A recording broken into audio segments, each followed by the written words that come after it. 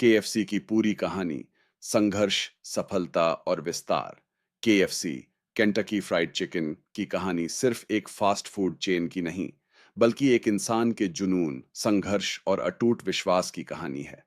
ये कहानी colonel Harland Sanders की है, जिन्होंने अपनी जिंदगी में कई असफलताओं का सामना किया, लेकिन कभी हार नहीं मानी। 65 साल की उम्र में जब ज्यादातर लोग रिटायर हो जाते हैं, तब उन्होंने अपनी नई शुरुआत की और एक ऐसा ब्रांड खड़ा किया जो आज दुनिया भर में जाना जाता है। ये कहानी हमें सिखाती है कि उम्र केवल एक संख्या है, और अगर आप मेहनत और लगन से काम करते हैं तो सफलता किसी भी उम्र में मिल सकती है। आइए इस प्रेरणादायक यात्रा को विस्तार से समझते हैं। हरलैंड डेविड सैंडर्स का जन्म 9 सितंबर 1990 को हेनरीविल, इंडियाना, अमेरिका में हुआ था। उनका बचपन संघर्षों से भरा था। जब वे केवल 6 साल के थे, तब उनके पिता की मृत्यु हो गई, जिससे उनकी मां को अकेले ही घर चलाने की जिम्मेदारी उठानी पड़ी। घर में कोई और मदद नहीं थी, इसलिए सैंडर्स को अपने छोटे भाई बहनों की देखभाल करनी पड़ी। इस दौरान उन्होंने खाना बनाना भी सीखा, क्योंकि उनकी मां लंबे समय तक काम पर रहती थी। यहीं से उनके अंदर कुकिंग का जुनून पैदा हुआ, लेकिन उनका सफर आसान नहीं था। कम उम्र में ही उन्हें स्कूल छोड़ना पड़ा और काम की तलाश में लगना पड़ा। उन्होंने कई नौकरियां की, कभी ट्राम कंडक्टर बने, तो कभी रेलवे कर्मचारी।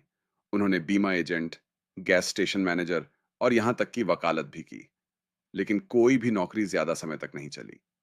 1930 में जब सैंडर्स 40 साल के थे, तब उन्होंने केंटकी के कॉर्बिन शहर में एक छोटा सा सर्विस स्टेशन खोला। यह सिर्फ एक पेट्रोल पंप था, लेकिन सैंडर्स ने वहां आने वाले यात्रियों को घर का बना खाना परोसना शुरू कर दिया।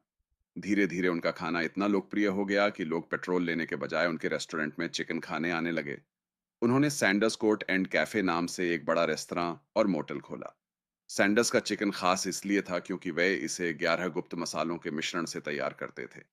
लेकिन एक समस्या थी, चिकन को पारंपरिक तरीके से पकाने में बहुत समय लगता था, जिससे ग्राहक इंतजार करते करते परेशान हो जाते थे। इसी समस्या को हल करने के लिए सैंडर्स ने प्रयोग करना शुरू किया और प्रेशर फ्रायर का इस्तेमाल किया। इससे चिकन जल्दी पकने लगा और उसका स्वाद भी बरकरार रहा। उन्होंने अपने चिकन रेसिपी को परफेक्ट किया और इसे ओरिजिनल रेसिपी नाम दिया। ये वही रेसिपी थी जो आज भी केएफसी के हर आउटलेट में इस्तेमाल की जाती है। 1950 के दशक की शुरुआत में एक नई हाईवे परियोजना के कारण सैंडर्स का रेस्तरां घाटे में चला गया। उनकी पूरी कमाई खत्म हो गई और वे लगभग दिवालिया हो गए। लेकिन उन्होंने हार नहीं मानी। 65 साल की उम्र में जब ज्यादातर लोग रिटायरमेंट की सोचते हैं, तब सैंडर्स ने अपना व्यवसाय फिर से शुरू करने की ठानी। उन्होंने अमेरिका के अलग अलग शहरों में घूमना शुरू किया और रेस्तरां मालिकों को अपनी चिकन रेसिपी बेचने की पेशकश की। उनका प्रस्ताव था, आप मेरी रेसिपी से चिकन बनाएंगे और हर बिक्री पर मुझे एक छोटा कमीशन देंगे।